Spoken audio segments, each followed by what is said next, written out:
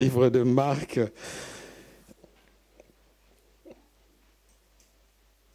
Marc chapitre 6. Merci à Kyria qui comme toujours, c'était un plaisir de travailler ensemble. Je m'excuse, je n'ai pas pu faire le PowerPoint. Donc aujourd'hui, elle sera pleine de compassion pour moi. Voilà. Marc chapitre 6. Nous allons lire à partir du verset 30. La Bible dit dans Marc 6, 30, « Les apôtres s'étant rassemblés auprès de Jésus, lui racontèrent tout ce qu'ils avaient fait et tout ce qu'ils avaient enseigné. Jésus leur dit, « Venez à l'écart dans un lieu désert et reposez-vous un peu, car il y avait beaucoup d'allants et de venants. Et ils n'avaient même pas le temps de manger. Ils partirent donc dans une barque pour aller à l'écart dans un lieu désert. Beaucoup de gens les virent et s'en allaient et les reconnurent. Et de toutes les villes, on accourut aux pieds et on les dévança au lieu où ils se rendaient. Quand il sortit de la barque, Jésus vit une grande foule et il fut ému de compassion pour eux parce qu'ils étaient comme des brebis qui n'avaient point de berger. Et il s'est mis à leur enseigner beaucoup de choses. Comme l'heure était déjà avancée, ses disciples s'approchèrent de lui et lui dirent, « Ce lieu est désert et l'heure est déjà avancée.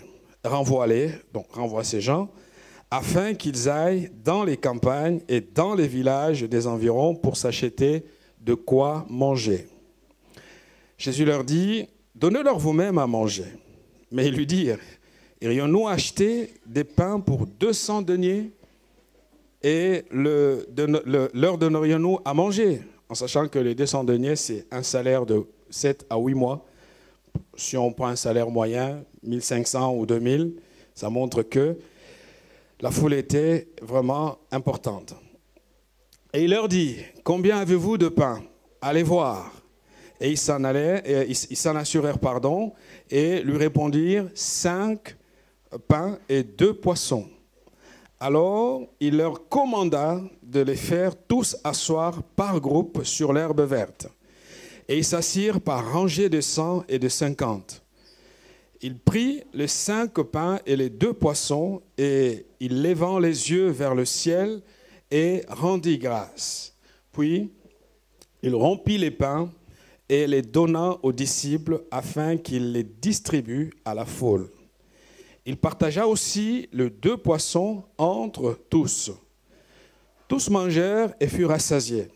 Et l'on emporta 12 paniers pleins de morceaux de pain et de ceux qui restaient des poissons. Ceux qui avaient mangé les pains étaient 5000 hommes. Amen. Prions le Seigneur. Dieu de grâce, nous voulons t'honorer, te bénir ce matin pour le privilège de partager ta parole. Seigneur, c'est une grâce que d'être confié au ministère de la parole. Et nous voulons, avec tremblement, Seigneur, te dire merci. Toi qui nous as assignés à cette tâche, nous voulons que la transmission qui est faite soit fidèle. Fidèle par rapport au dépôt que tu veux déposer dans le cœur de quelqu'un.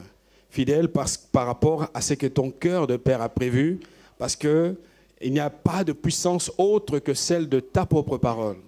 Et pendant que nous la communiquons, Seigneur, je prie pour qu'il y ait guérison. Seigneur, je prie pour qu'il y ait délivrance. Seigneur, je prie pour qu'il y ait paix dans le cœur. Seigneur, je prie pour qu'il y ait foi dans le cœur de quelqu'un. Seigneur, je prie pour que le surnaturel puisse avoir lieu. Parce que la Bible déclare, il envoya sa parole et sa parole les guérit.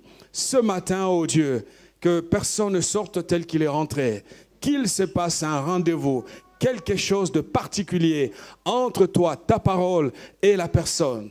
Alors mon Dieu, que toute gloire te revienne et merci pour l'action de ton Saint-Esprit. Nous prions au nom de Jésus. Amen.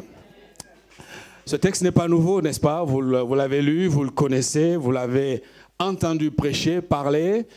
Ce texte est un texte que nous avons dans notre Bible. Et d'ailleurs, il revient à plusieurs endroits dans ce que nous appelons les évangiles. Les évangiles, Matthieu, Marc, Luc, Jean, tous en parlent. Ils parlent de cet événement qui a marqué la mémoire de l'Église, qui a marqué la mémoire des apôtres, qui a marqué la mémoire de la communauté primitive, parce qu'il s'agit d'un miracle qui a nourri plus de 5000 hommes. Alors, quand on compte les hommes, et vous savez très bien que dans toute foule humaine, il y a plus de femmes que d'hommes.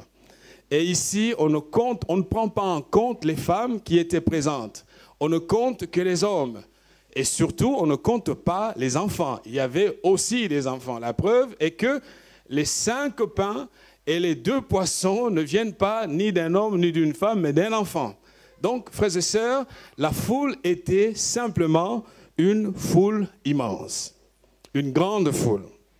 Et donc, le miracle va avoir lieu, c'est le thème que je voudrais partager avec nous. Quand un miracle est sur le point d'avoir lieu, qu'est-ce qui se passe lorsque le miracle va arriver?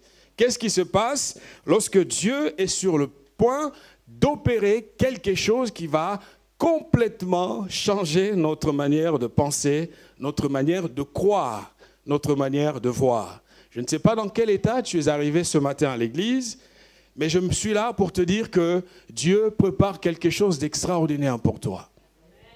Dieu le prépare. Quelque chose qui va t'étonner, quelque chose qui va t'aider à davantage enraciner ta foi dans le Dieu que tu sers, dans le Dieu qui marche jour après jour avec toi, dans le Dieu qui t'a sauvé, dans le Dieu qui t'a libéré. Mais avant que le miracle n'arrive, il y a d'abord une situation de crise. Vous savez, tout a commencé avec une crise, un problème, un souci, une tension. Laisse-moi te dire que les crises de nos vies sont l'occasion pour Dieu de glorifier davantage de sa grande puissance. Ça peut être un défi de santé, ça peut être un défi matériel, ça peut être un défi relationnel, ça peut être un problème, je ne sais lequel, mais sache que derrière cette crise, Dieu est sur le point de glorifier son nom. Le plus important, c'est quel comportement alors allons-nous adopter? Quand la crise est là, quand la maladie est là, quand le couple est en souffrance, quand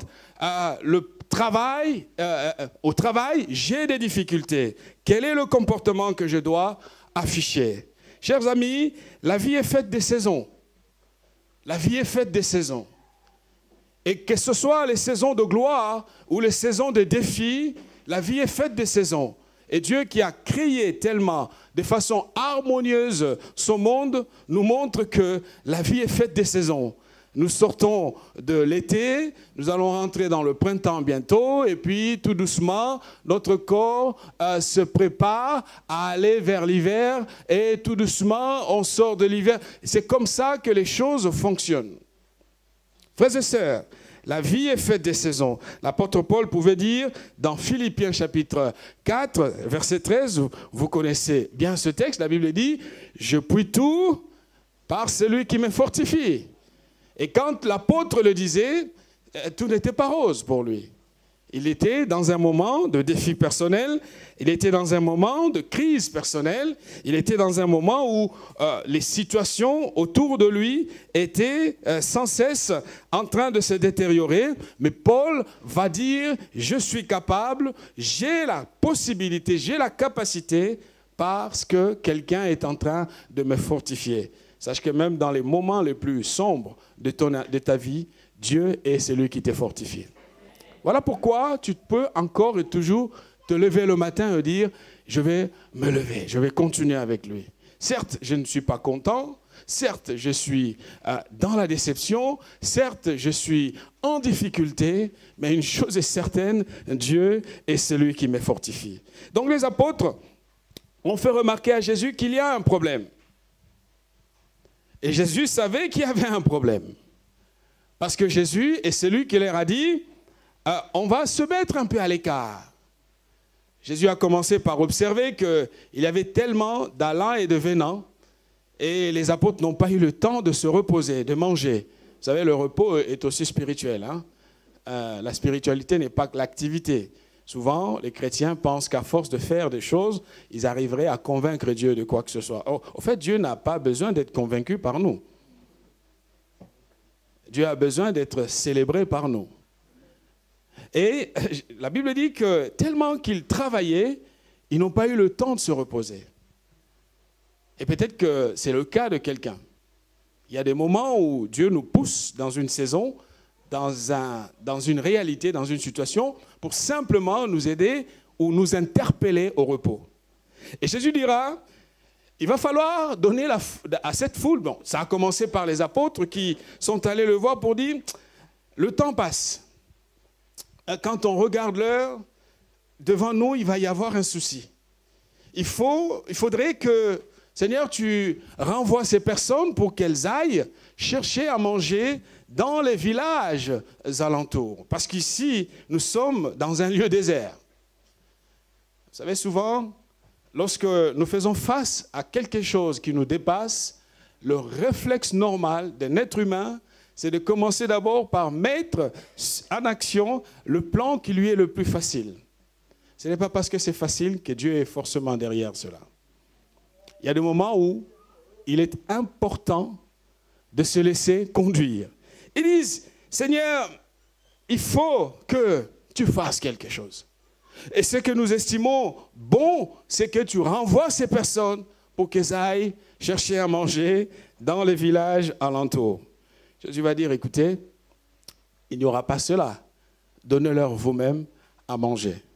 Alors si c'était au pasteur Guillaume et aux anciens de l'église qu'on avait dit cela, donnez-leur vous-même à manger. En fait, on a 5000, mais si vous prenez la fourchette la plus basse, il y avait plus de 15 000 personnes. Parce qu'on ne compte pas les femmes, on ne compte pas les enfants. Je prends juste, ça c'est moi qui le dis, hein, c'est pas l'évangile qui le dit, mais ça c'est moi qui le dis, on ne compte que les hommes ici, ça c'est écrit dans les évangiles, mais dans toutes les foules, il y a plus de femmes que d'hommes.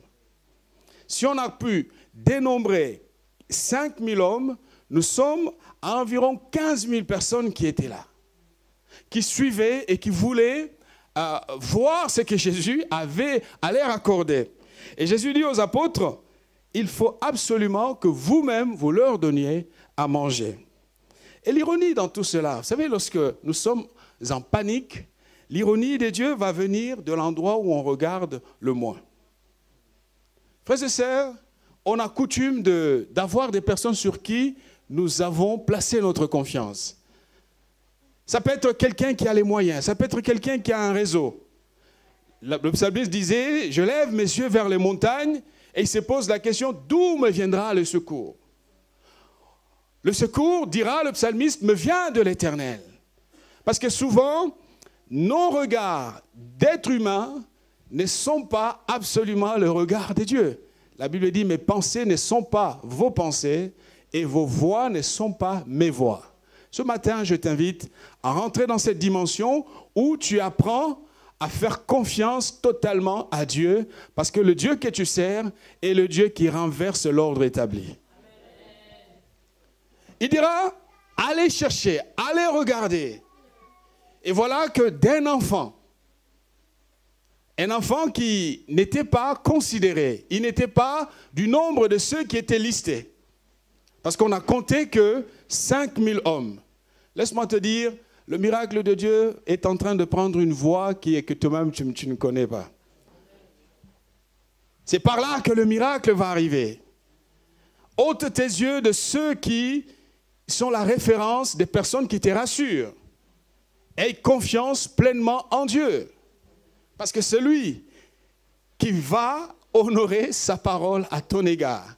Ça a été une école pour les apôtres. Ça a été une école pour tout le monde ce jour-là. Parce que la solution de Dieu est venue d'un endroit où personne ne pouvait imaginer qu'avec ce que cet enfant avait, ça allait être la base qui créerait le miracle de Dieu. Vous voyez, ne négligeons pas le peu que nous avons entre nos mains. Ne négligeons pas le peu que nous avons entre nos mains. Le peu que nous avons et que personne ne regarde, C'est ce peu-là que Dieu va élever pour accomplir des grandes choses. Vous savez, le Seigneur, rien ne peut l'étonner. La bonne nouvelle est qu'aucun problème ne peut surprendre le Seigneur. Aucun problème. Les apôtres étaient paniqués, mais Jésus était en paix. Et l'évangile de Jean le dira, Jésus savait ce qu'il allait faire. Jésus savait ce qu'il allait faire. Quand il y a une crise, je sais une chose, le Dieu de miracles est de mon côté. Le Dieu de toutes les solutions est avec moi. À chaque fois que le Seigneur nous sort, chers amis, de notre zone de confort, c'est parce que Dieu a prévu quelque chose de différent pour notre destinée. N'aie pas peur, aie confiance en Dieu. Fais-lui confiance. N'aie pas peur, quelle que soit la situation dans laquelle tu es, le Seigneur est le grand Dieu fidèle, le bon berger. Et oui, il a fallu qu'il y ait quelques hommes courageux quand même qui osent aller chercher. Vous savez, j'imagine le débat entre Philippe qui a posé la question et les autres apôtres quand ils cherchaient, parce qu'ils sont allés demander. Vous savez, il y a des moments où Dieu, avant de faire quelque chose, nous envoie faire quand même un boulot. Vous vous rendez compte? On va commencer à chercher dans la foule, à poser des questions, qui a quoi dans la foule. 4 choses que j'aimerais partager avec nous. Comment reconnaître que vous marchez sur un territoire qui va déclencher le surnaturel de Dieu? La première chose, c'est quand vous passez par une phase d'agonie. Amen. Quand vous passez par une phase d'agonie, ça c'est un premier indice que quelque chose est en train d'arriver. La Bible dit au verset, prenez le récit que nous avons lu, versets 35 et 36. Vous savez, quand arrivent les moments d'agonie, ne pensons pas que c'est la fin du monde. Au contraire, c'est le commencement de quelque chose d'extraordinaire. La Bible dit, versets 35 et 36, comme l'heure était déjà avancée, ses disciples s'approchèrent de lui et lui dirent, ce lieu est désert et l'heure est déjà avancée. En fait, les disciples ont peur. Ils voient arriver le problème et ils savent que si rien n'est fait, d'ici quelques heures, nous sommes dans une situation d'impasse. On ne pourra pas gérer cette foule immense. C'est bien de prêcher à la foule, c'est bien de donner les enseignements divers, mais c'est une foule qui doit manger. Ils ont eu un raisonnement pragmatique et ils ont vu arriver le problème. Et ils vont dire, renvoie-les. Renvoie-les afin qu'ils aillent dans les campagnes et dans les villages des environs pour s'acheter. On veut les responsabiliser. C'est leur ventre, c'est leur problème. Il faut qu'ils s'occupent d'eux-mêmes. Il y a un problème. Vous savez, sans la présence des problèmes, il n'y a pas de miracle. Alléluia. Oh, vous savez, le Seigneur opère un miracle. Le Seigneur fait quelque chose, ok. Mais pour que Dieu fasse cette chose, il va provoquer un problème. Voilà pourquoi je disais que je suis venu te dire, n'aie pas peur de la situation dans laquelle ou par laquelle le Seigneur te fait traverser. Ce manque, ce problème, cette maladie, cette situation d'impasse est une base qui va déclencher le miracle de Dieu. On ne peut pas avoir de miracles quand tout va bien. On ne peut pas. On ne peut pas avoir des miracles quand tout va bien. Et donc, chaque phase d'agonie est un premier indice, quelque chose qui montre que Dieu est en train de préparer quelque chose. Pour moi, une bénédiction est en route. Mon ami, ne lâche pas la main de Dieu. N'abandonne pas. Ne craque pas. Tiens bon. Le Seigneur t'aime, le Seigneur te connaît. Le Seigneur est avec toi. L'agonie, c'est la première chose qui déclenche le miracle. Autrement dit, il n'y aura pas de vie surnaturelle. Et si l'Église est Église, parce que Dieu est le Dieu qui fait des choses extraordinaires au milieu de nous. À chaque fois que vous êtes dans une impasse, sachez-le que quelque chose de glorieux est en train d'arriver. Dieu est en route. Le miracle a été programmé pour vous. Parce que la Bible dit dans le psaume 34, verset 6, « Quand un malheureux crie, l'Éternel l'entend. » Le malheureux est entendu. Il faut que je suis dans le malheur. Quand un malheureux crie, l'Éternel l'entend. Frères et sœurs, l'agonie ou le moment de crise, la situation d'impasse est un message de la part de Dieu que tout n'est pas fini. On a vu des choses extraordinaires que Dieu a faites dans les vies de ceux qui étaient sans espoir, ou quand tout le monde disait que ça y est, c'est fini. Mais je sais que dans toutes ces saisons difficiles, le Seigneur veut simplement nous inviter à placer notre confiance en lui. La chose la plus extraordinaire, c'est que le Seigneur était avec les apôtres.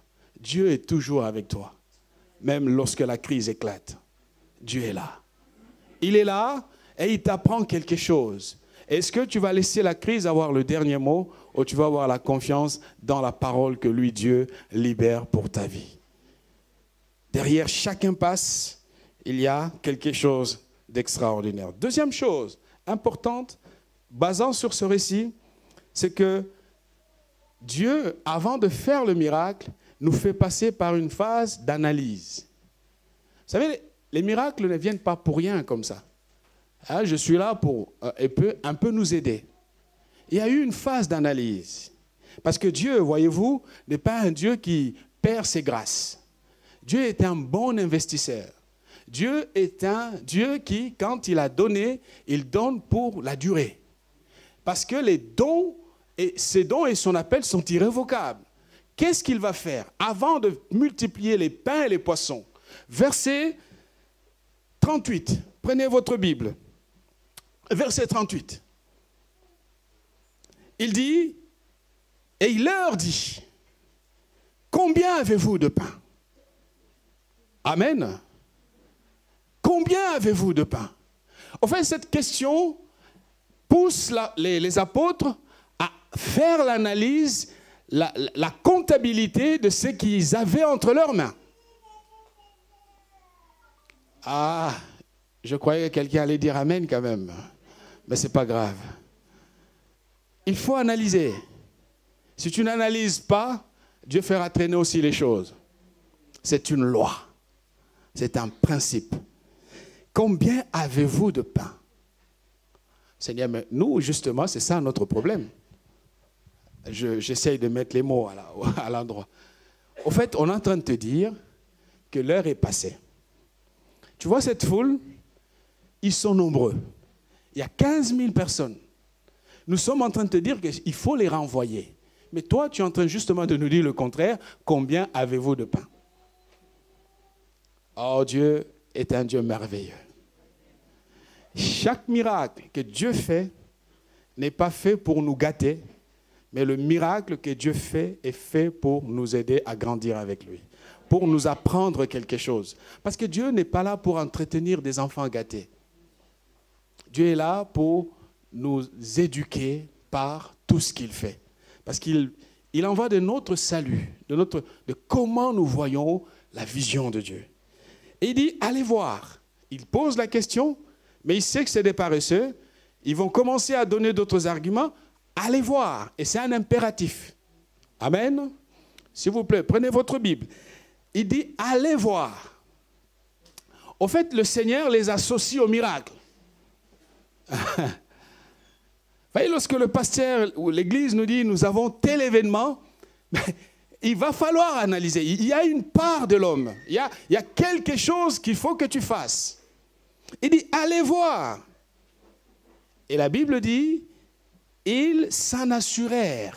Le mot est à dessein, employé à dessein. C'est-à-dire, ils sont partis, ils ont fait des recherches, ils ont posé des questions, ils ont regardé, et dans cette immense foule, il n'y avait qu'un enfant avec 5 pains et 2 poissons. Parce que le terme « ils s'en assurèrent » est le résultat d'une recherche faite. Amen. Et ils lui répondirent, 5 pains. Marc ne met pas le pain, mais 5, vous savez que ce sont les pains. Hein? D'autres évangiles le disent. Et 2 poissons. Qu'est-ce que cela nous apprend?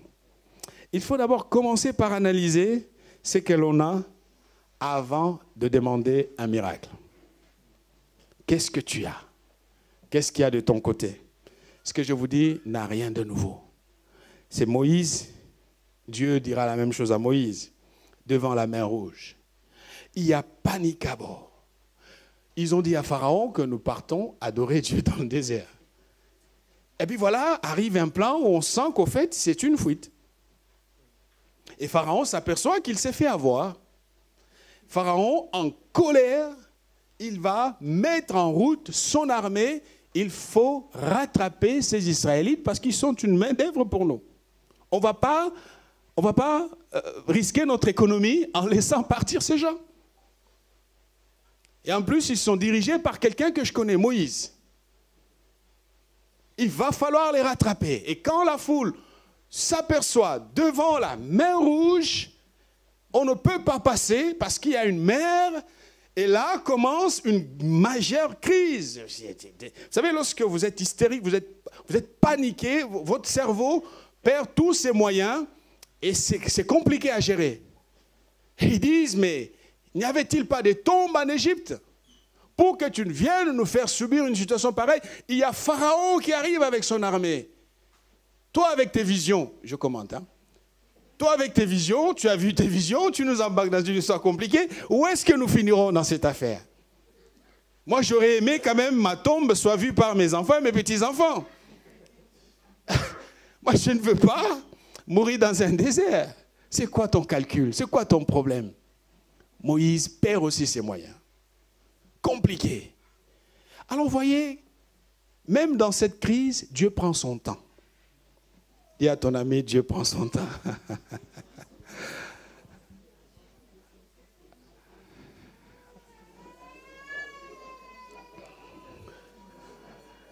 Dieu prend son temps, qu'est-ce qui va se passer? Il va dire à Moïse, l'Éternel dit à Moïse, Exode 14, versets 15 et 16. Exode 14, versets 15 et 16. L'Éternel dit à Moïse, pourquoi ces cris? Pourquoi ces cris? C'est-à-dire, mais tu vois ce qui est devant nous.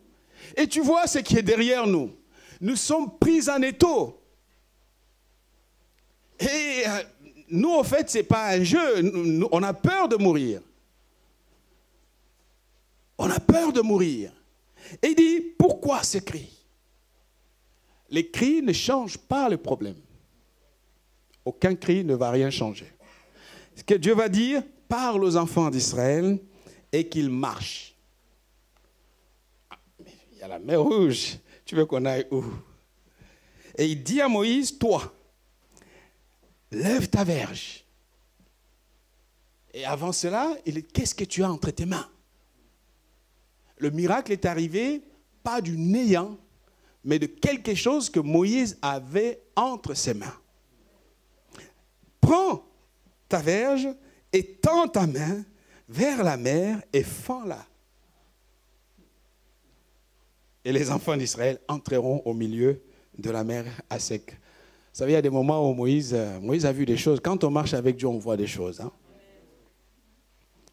Les gens crient, les gens sont en panique, ça pleure, ça a peur, ça insulte, ça murmure. Mais de partout, qu'est-ce que je vais faire? Dieu lui dit, étends ta main. Parce que Dieu a voulu que le miracle qui allait s'opérer soit aussi le résultat de la participation de son serviteur. Vous voyez pourquoi même notre foi est sollicitée pour que le miracle puisse avoir lieu. Analyse, regarde. Qu'est-ce que tu as? On connaît l'histoire de David et de Goliath. Goliath n'est pas descendu par un ange qui lui a donné un coup de poing.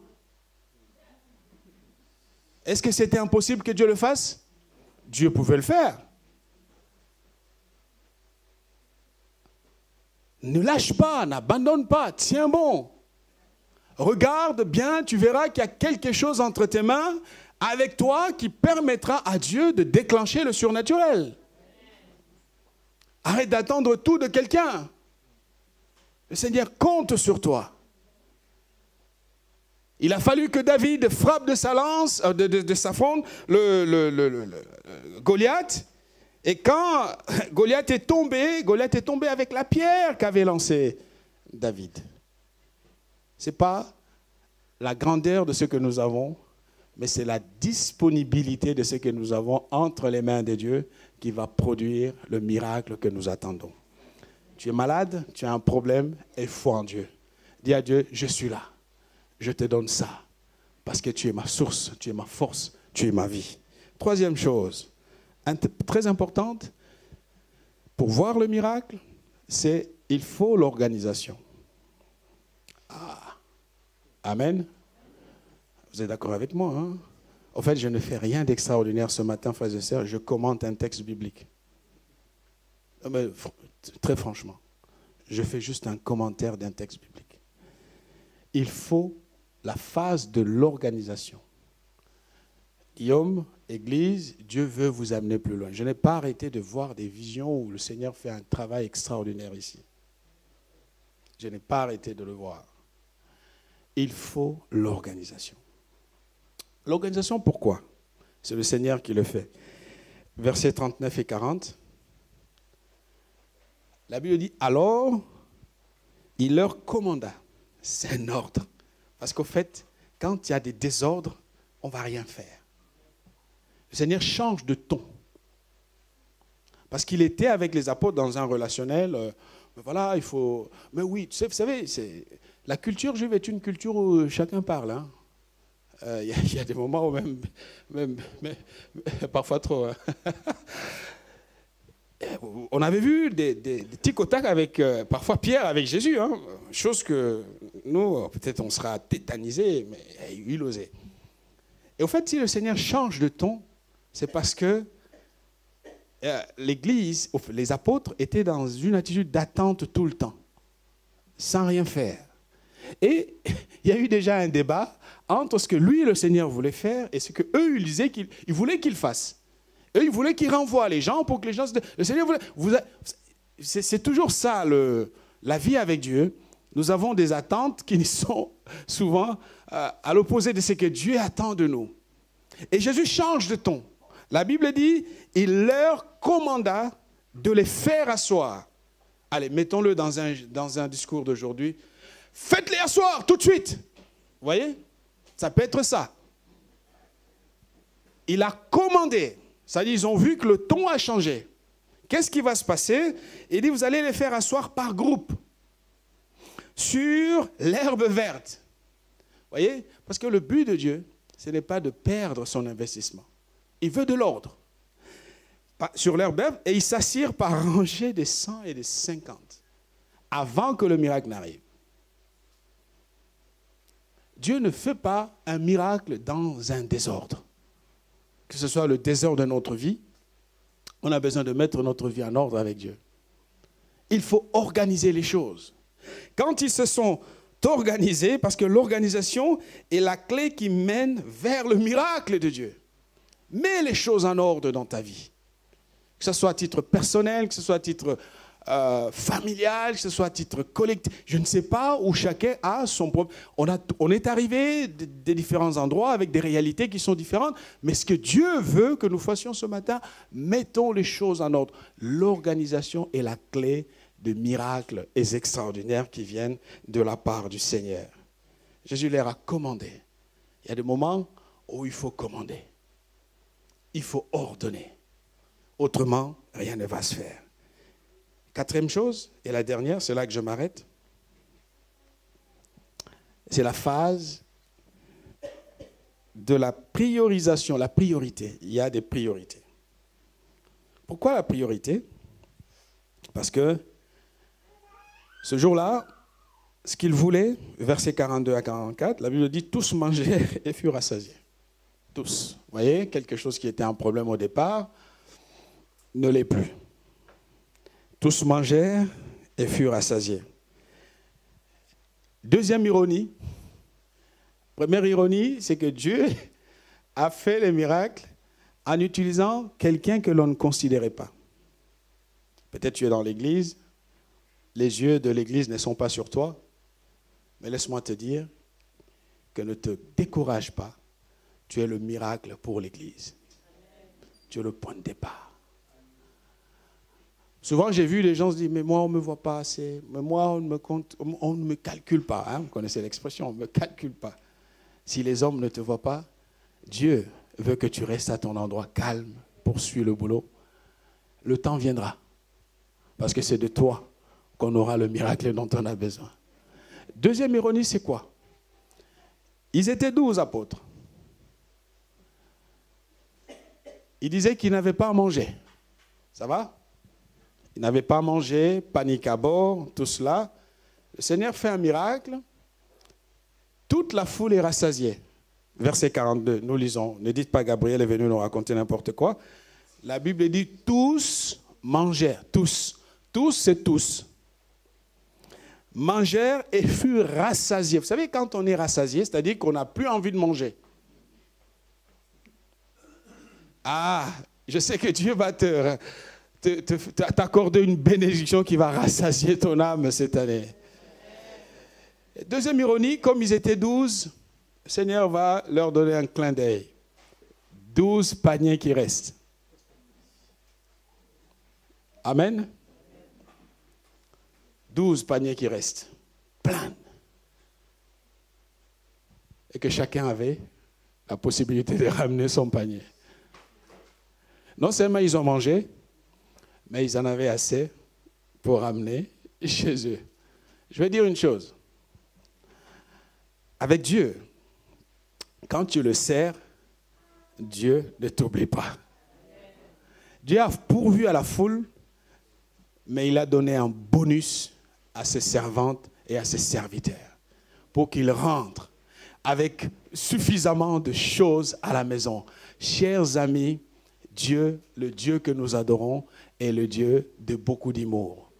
Il a beaucoup d'humour, le Seigneur, et ce jour-là, les apôtres qui paniquaient se sont retrouvés à retourner à la maison avec comme le témoignage de leur doute. Hein. Vous savez, il y a des bénédictions qui témoignent de notre incrédulité. J'étais à 2 doigts, Seigneur, de tout abandonner. Mais Dieu te donne un enfant pour te montrer qu'au fait, cet enfant n'est pas un sujet d'orgueil pour que tu commences à dire aux autres, voyez, je suis fertile. Non, cet enfant est le signe qu'on peut par moments ne pas avoir foi, ne pas croire, mais le Seigneur est le Dieu qui étonne notre incrédulité. Il nous bénit. Ils sont retournés ce jour-là, chacun avait un panier. Et j'imagine la scène à la maison, parce que Pierre était marié, vous le savez. C'est là que je m'arrête. Que le Seigneur le bénisse. Merci beaucoup. On peut prier? Inclinons-nous juste tout simplement. Alléluia. Frères et sœurs, j'ai simplement exhorté pour nous encourager à faire confiance à Dieu. Un miracle est en cours. Mais retiens bien ces 4 choses. Si tu les gardes précieusement, tu n'as pas besoin de gesticuler. Tu n'as pas besoin de t'agiter. Tu verras. Si tu notes vraiment ces 4 points, ta vie cette année, avant la fin de l'année, avant décembre, quelque chose est sur le point d'arriver dans ta vie. Fais confiance au Seigneur. Et n'oublie pas, parce que tu le sers, il y aura toujours un bonus pour toi. Autour de toi, le besoin sera satisfait, mais il y aura un bonus que tu vas ramener comme témoignage de cet amour de ce Dieu que tu sers en tout temps. Je ne sais pas dans quel état tu es. Je ne sais pas qu'est-ce qui te perturbe. Je ne sais pas qu'est-ce qui te tourmente, mais je vais simplement te demander une chose. Remercie Dieu pour le problème que tu as. Bénis-le pour cela. Élevons nos voix et prions le Seigneur. Alléluia. Seigneur, merci. Alléluia. Merci Seigneur. Alléluia. Je vous inviterai à vous